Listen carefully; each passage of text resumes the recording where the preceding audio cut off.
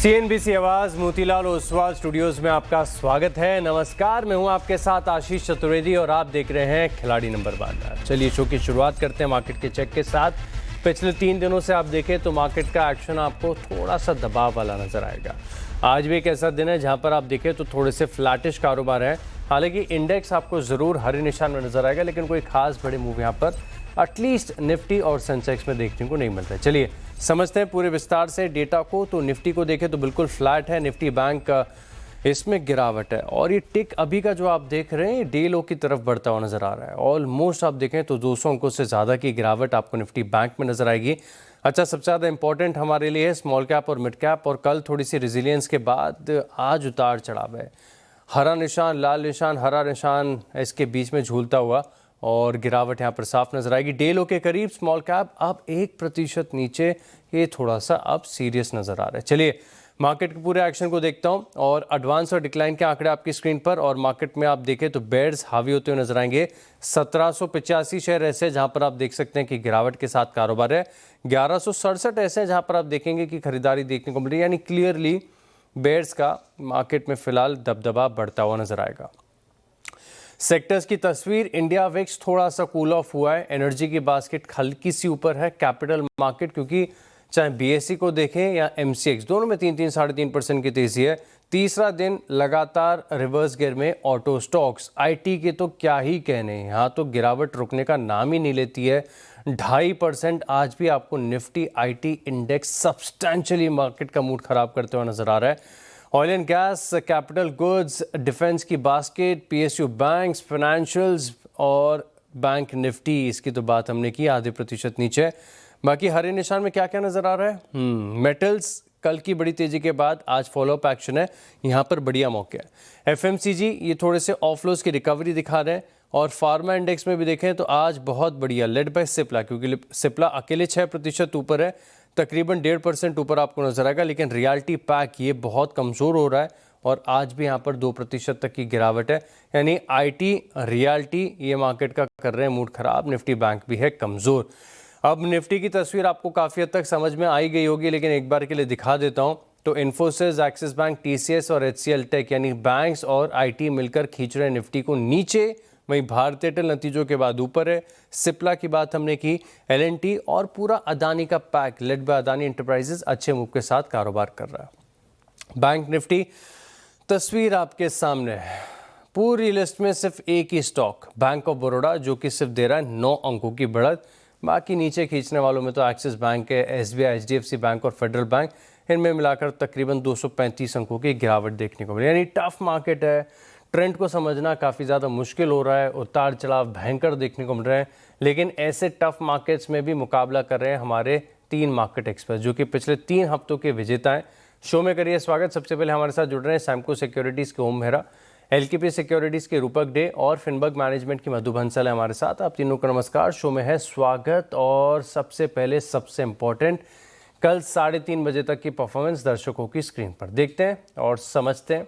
ठीक है, तो परफॉर्मेंस आपकी स्क्रीन पर आएगी। देख लेते हैं कि क्या एक्शन यहाँ पर देखने को मिला, किसके पोर्टफोलियो में कितनी तेजी है। तो ओम मेहरा के पोर्टफोलियो में देखें तो तकरीबन आपको नज़र आएगा 1.5% तक की तेजी नज़र आ रही है। रूपक जी के पोर्टफोलियो में 6.5% के गेंस है। मधु बंसल के पोर्टफोलियो में से बचा है 1% का मूव। ये स्क्रीन पर आप देख सकते हैं। कल 3:30 बजे तक का डेटा, थोड़ी सी देर में अपडेटेड परफॉर्मेंस भी आपकी स्क्रीन पर आएगी। टफ मार्केट है, समझ में आ रहा है, कुछ गलतियां हो रही हैं।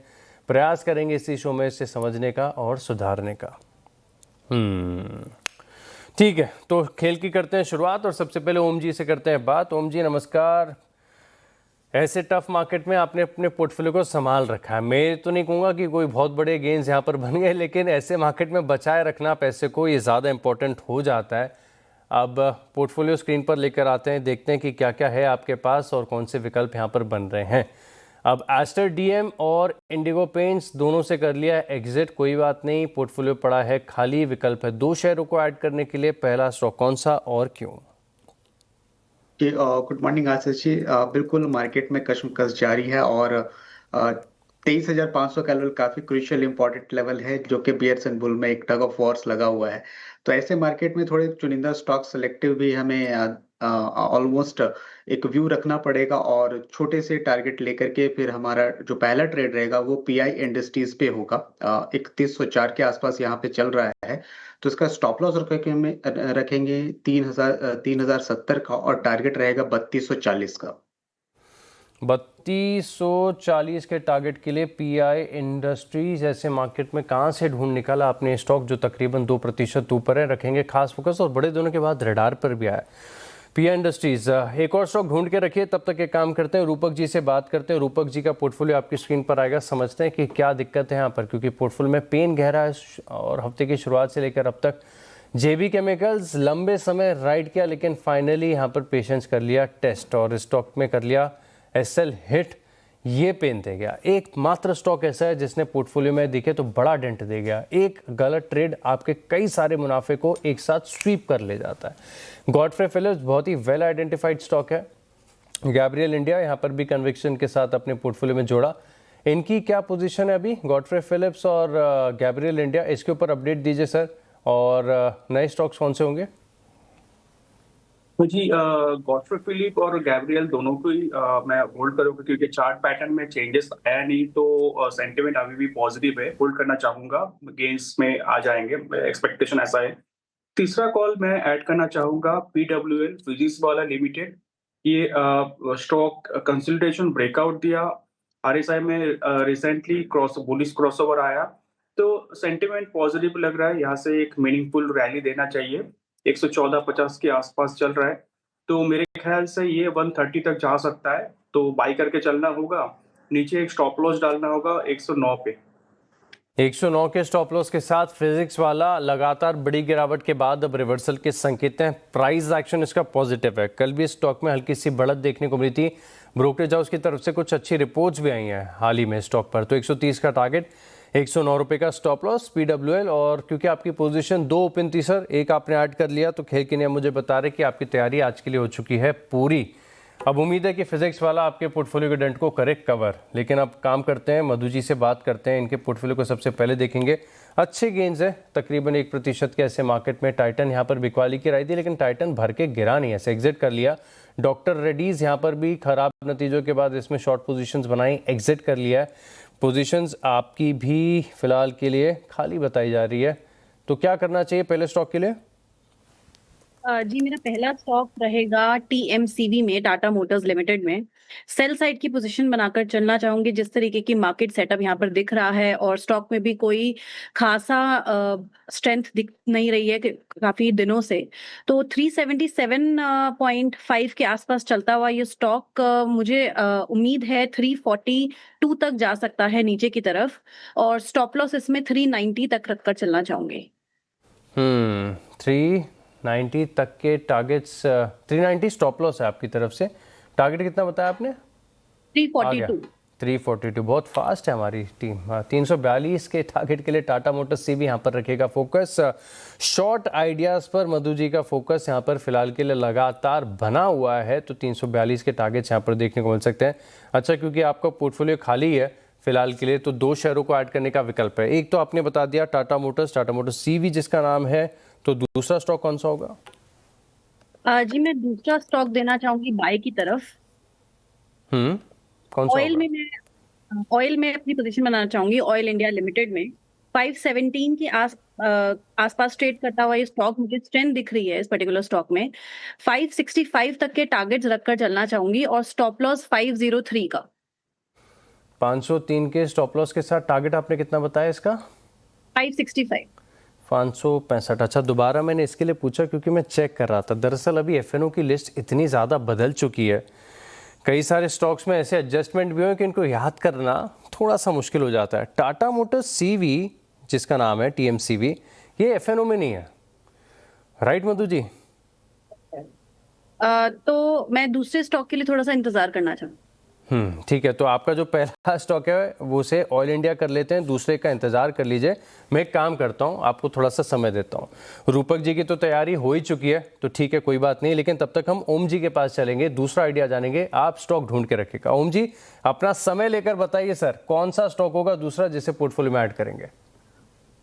जी, मेरे दूसरा स्टॉक होगा भारत कोकिंग कोल पे। न्यूली लिस्टेड कंपनी है, तो काफी दिनों के बाद कंसोलिडेशन के ऊपर आते हुए दिखाई दे रहा है। करंट भाव से यहाँ पे बाई किया जा सकता है। 34.55 के आसपास भाव है।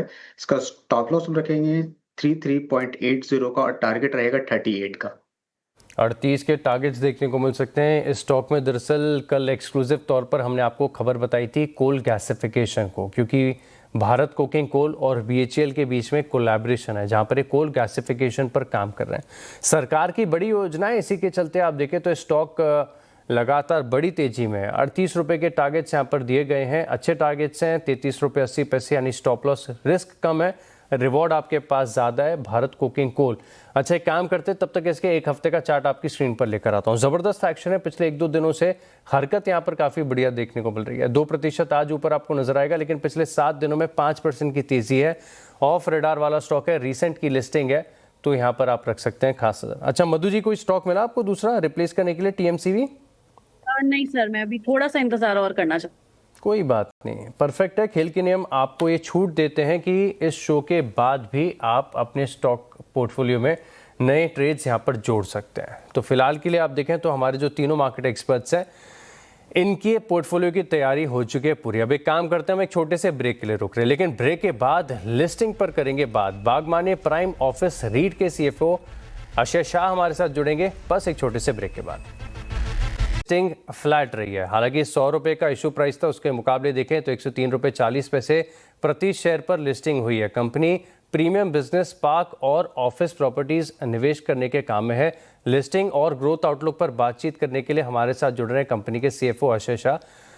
सर सबसे पहले कॉन्ग्रेचुलेशन, अच्छी लिस्टिंग है। आज थोड़ा सा मार्केट ढीला ढाला है, लेकिन इसके बाद भी देखें तो स्लाइड प्रीमियम तो मार्केट ने आपको दे दिया। बहुत कॉन्ग्रेचुलेशन, लेकिन समझना चाहेंगे दरअसल क्योंकि रीट्स में बहुत ज़्यादा इंटरेस्ट अब आ रहा है लोगों को, तो आपकी प्राइम प्रॉपर्टीज दरअसल कहाँ पर सिचुएटेड है? हालांकि जब IPO आ गया था काफ़ी डिटेल्स आ ही चुकी है, लेकिन एक की पैरामीटर होता है इसमें कि ऑक्यूपेंसी कैसी है। तो आप बताइए कि कैसी प्रॉपर्टीज हैं आपके पास और उनमें ऑक्यूपेंसी कैसी चल रही है? थैंक यू वेरी मच आज हमारे लिस्टिंग डे पे इनवाइट करने के लिए। सो हमारी जो प्रॉपर्टीज़ है वो जो 2 माइक्रो मार्केट्स में है, बैंगलोर के माइक्रो मार्केट्स, जो एक आउटर रिंग रोड है और एक SBD सिटी है, वो 2 माइक्रो मार्केट्स इंडिया के बेस्ट परफॉर्मिंग मार्केट्स है एंड इनफैक्ट वर्ल्ड के बेस्ट परफॉर्मिंग मार्केट्स है। हाईएस्ट एब्जॉर्प्शन किया है वो लोग ने लास्ट 5 ईयर्स में। एंड हमारे प्रॉपर्टीज़ ग्रेड A+ है विद हाई क्वालिटी टेनेंट्स इन ये लोकेशंस पे। सो और हमारी ऑक्यूपेंसी जो है वो इंटरेस्टिंगली 98.8% है, जो बहुत ही अच्छी है compare to our listed peers. And overall over last 5 साल में भी हमारी ऑक्यूपेंसी हमेशा 94% से ज़्यादा रही है। सर ये तो आपने बहुत ही इंटरेस्टिंग बात बताई, 98% की ऑक्यूपेंसी। जहाँ तक मुझे याद आता है कि लिस्टेड स्पेस में किसी की भी इतनी नहीं है। क्या इंडस्ट्री एवरेज का डेटा है आपके पास? इंडस्ट्री में अभी फिलहाल एवरेज ऑक्यूपेंसी कितनी चल रही है? सो अभी आप इंडस्ट्री वाइड देखेंगे तो 90 के आसपास रहेगी। जो लिस्टेड रीट्स है हमारे सिवा जो बाकी के लिस्टेड रीट्स है वो 90 to 95 के बीच में है। तो इंडस्ट्री से तो काफ़ी बेहतर यहाँ पर आपके ऑक्यूपेंसी का डेटा यहाँ पर देखने को मिल रहा है। अच्छा, क्योंकि आपके मैं देख रहा हूँ कि बहुत बड़े बड़े नामचीन जो जितनी भी दुनिया की कंपनियाँ हैं, गूगल वगैरह, वो आपके टेनेंट्स में शामिल हैं। अब ऐसे में ये जो आपके कॉन्ट्रैक्ट होते हैं टेनेंसी वाले, ये कितने टाइम में रिन्यू होते हैं और उसमें जो प्राइजेज हैं उसके बाद कैसे तय होता है, ये थोड़ा सा समझाइए सर। सो जनरली कॉन्ट्रैक्ट 10 साल के रहते हैं। कोई रेयर केसेस में हम लोग 15 साल का भी कॉन्ट्रैक्ट करते हैं और 10 साल तक वो रेंट एस्केलेशन कॉन्ट्रैक्टेड रहता है। मोस्टली सारे एस्केलेशन एवरी 3 इयर्स 15% से एस्केलेट होते हैं रेंट, और कोई केसेस में एनुअली भी एस्केलेट होते हैं 5% से। 10 साल के बाद क्या होता है, वो मार्केट रेंट पे नेगोशिएट होता है। सो अगर रेंट जो ऑनगोइंग रेंट है वो मार्केट रेंट से कम है तो वो रीनेगोशिएट होके फिर रेंट वापस बढ़ जाता है रिन्यूअल पे। सो आज हमारा जो पोर्टफोलियो है उसमें 17% का गैप है, जो हमारा इन प्लेस रेंट है उसके सामने जो हमारा मार्केट रेंट चल रहा है उसमें 17% का गैप है। सो जब जब कोई लीज एक्सपायरी के लिए आता है हम लोग वो अचीव करने की ट्राई करते हैं। ऑल राइट, बहुत इंटरेस्टिंग तरीके से आपने इसको शेयर किया। अच्छा, एक और ख़ास बात है कि मैं देख रहा हूँ ज़्यादातर प्रॉपर्टी इनफैक्ट आपकी बेंगलुरु में ही है, तो दो चीज़ें समझनी है। एक तो क्या आप थोड़ा सा और डाइवर्सिफाई करने का प्लान कर रहे हैं, और दूसरी बात ये कि आपकी जो पाइपलाइन है अभी मौजूदा कैपेसिटी कैसी है और पाइपलाइन को लेकर क्या प्लान्स है कंपनी के? सो हमारा पोर्टफोलियो बैंगलोर है एंड बेंगलुरु हमारी स्ट्रेंथ है। अभी as of now 1 million square feet under construction है। हम लोग 2 होटल भी बना रहे हैं पोर्टफोलियो में, और 2 million square feet future development है। सो ये सारा डेवलपमेंट हम लोग प्लान कर रहे हैं नेक्स्ट 3.5-4 ईयर्स में कंप्लीट करने का। उसके बियॉन्ड जो स्पॉन्सर के एसेट्स है, जो बागवानी ग्रुप है जो अभी लिस्टेड कंपनी का पार्ट नहीं है, उसमें 47 मिलियन स्क्वायर फीट उन्होंने एज रोफो ऑफर किया है रीट को। तो वो जब जब वो एसेट्स डेवलप होंगे, मैच्योर होंगे, तो वो रीट को ऑफर किए जाएंगे। उसमें चेन्नई और दिल्ली के एसेट्स भी है। अच्छा, तो ये थोड़ा सा आप समझाइए कि क्या आपने तरफ से एग्रीमेंट है बागवानी ग्रुप के साथ, जहाँ पर आप बता रहे हैं कि दिल्ली और चेन्नई के एसेट्स भी शामिल हो जाएंगे, तो उसके बाद क्योंकि अब लिस्टिंग हो चुकी है तो सर आप रेवेन्यू और गाइडेंस के ऊपर भी बात कर सकते हैं। तो FY 27-28 किस प्रकार की ग्रोथ आप एक्सपेक्ट कर रहे हैं? सो एक्चुअली रीट में नॉर्मल आईपीओ से अलग होता है। हम एक्चुअली प्रोजेक्शंस ऑलरेडी दे देते हैं। हमारे प्रोस्पेक्टस में FY 30 तक के प्रोजेक्शंस दिए हुए हैं, राइट। सो उसमें अगर आप हमारा नेट ऑपरेटिंग इनकम देखो तो वो 12% ईयर ऑन ईयर से ग्रो हो रहा है टिल FY 30। सो वो हमारे नंबर्स ऑलरेडी पब्लिक डोमेन में है। ऑल राइट, तो प्रोजेक्शन यहाँ पर FY 30 तक दे दिए हैं और काफ़ी बड़ी पाइपलाइन भी आपकी। बहुत बहुत धन्यवाद सर आपका हमारे साथ जुड़ने के लिए, और लिस्टिंग के लिए बहुत बहुत congratulation. Thank you so much sir. Thank you very much. Thank you. चलिए, तो ये रही लिस्टिंग आज की। 3-3.5% का मूव यहाँ पर आपको देखने को मिल रहा है खराब मार्केट में भी, तो काफ़ी अच्छा प्रदर्शन है यहाँ पर। चलिए कुछ लौटते हैं मार्केट पर, बात कर लेते हैं कुछ स्टॉक्स की जहाँ पर आपको ज़बरदस्त एक्शन देखने को मिलेगा। अच्छा, एक स्टॉक मैं आपकी स्क्रीन पर लेकर आता हूँ, सिप्ला। इसमें Day 2 का एक्शन आपको देखने को मिल रहा है। कल इसके नतीजे आए थे और नतीजों के बाद भी आप देखें तो आज दूसरा दिन है, 6.5% तक की तेज़ी है। मधु जी, चार्ट देखकर बताइए सिप्ला क्या लग रहा है और यहाँ से बढ़ सकता है ये स्टॉक? जी बिल्कुल, जैसे चार्ट बता रहा है एक अच्छा रेजिस्टेंस यहाँ पर सेलर्स आ सकते थे। चार्ट ने बहुत शानदार तरीके से वॉल्यूम बेस्ड तरीके से उसको ब्रीच किया है। आज ही 1380 का वो लेवल था जहाँ से स्टॉक ऊपर गया है, और जहां तक मैं देख पा रही हूँ जो नेक्स्ट लेवल है, जो नेक्स्ट टारगेट है स्टॉक का, वो 1520 के आसपास निकल कर आ रहा है, जहां पर थोड़ा रेजिस्टेंस स्टॉक को देखने को मिल सकता है। तो छोटे स्टॉप लॉस के साथ कुछ 1320 के स्टॉप लॉस के साथ आप यहाँ पर पोजीशन बना सकते हैं। छोटे स्टॉप लॉस के साथ यहाँ पर फोकस करके चल सकते हैं। एक बार टाटा कम्युनिकेशंस का चार्ट देखते हैं। बहुत दिनों के बाद इनफैक्ट मेरी तो स्क्रीन पर आया है। वैसे भारतीय एयरटेल के नंबर्स काफ़ी बढ़िया थे, वोडाफोन आइडिया तो बजिंग चल ही रहा है। टाटा कम्युनिकेशंस भी आज बड़े दिनों के बाद 6% की तेजी दिखा रहा है। रूपक जी, चार्ट देखकर बताइए क्या खास है? चार्ट तो पॉजिटिव लग रहा है मुझे। रिसेंटली एक कंसोलिडेशन बनाया था, उस कंसोलिडेशन का आज ब्रेकआउट आया विद राइजिंग वॉल्यूम, और 50 और 20 EMA का बुलिश पॉजिटिव क्रॉसओवर है। तो ओवरऑल पॉजिटिव लग रहा है मुझे। एक रेजिस्टेंस है 1681 के आसपास, उसके ऊपर सस्टेन करता है तो सिग्निफिकेंट रिवर्सल आ सकता है स्टॉक के अंदर। तो करेंटली होल्ड की सजेस्ट करूंगा with stop loss of 1590। Tata communication पर रखिएगा खास फोकस। तो चलिए इसी के साथ रुकते हैं छोटे से ब्रेक के लिए, लेकिन खास बात आपको बता देता हूँ। पीएम मोदी ने 2047 तक देश का विकसित भारत और $30 ट्रिलियन इकोनॉमी का लक्ष्य यहाँ पर सामने रखा है। ये महज एक सपना नहीं है बल्कि नए भारत की हुंकार है। ग्लोबल लीडरशिप के इस महालक्ष्य को ब्लूप्रिंट सिर्फ इरादों से नहीं बल्कि एक ठोस रोड मैप से साकार होगा।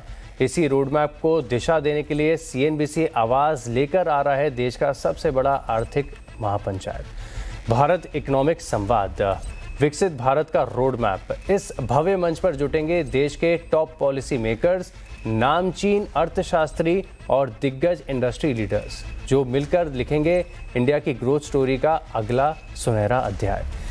एक मंच एक विजन, देखिए भारत इकोनॉमिक संवाद 26 मई की सुबह 10:30 बजे से सिर्फ CNBC आवाज पर। के बाद आपका स्वागत है और चलिए मधु जी ने शायद दूसरा आइडिया जो TMCV को रिप्लेस किया था वो ढूंढ लिया। मधु जी क्विकली बताइए कौन सा स्टॉक है? मैं देना चाहूंगी टेक्स रेल में करंटली 125 के आसपास ट्रेड करता हुआ ये स्टॉक टारगेट 137 का रखकर चलना चाहूंगी और स्टॉप लॉस 122 का। 122 के स्टॉप लॉस के साथ रखिएगा, 137 के टारगेट के लिए स्टॉक पर फोकस। चलिए अब एक काम करते हैं, फाइनल रिपोर्ट कार्ड क्विकली मैं आपको आपकी स्क्रीन पर दिखा देता हूं कि तीनों मार्केट एक्सपर्ट्स का क्या परफॉर्मेंस यहां पर देखने को मिल रहा है।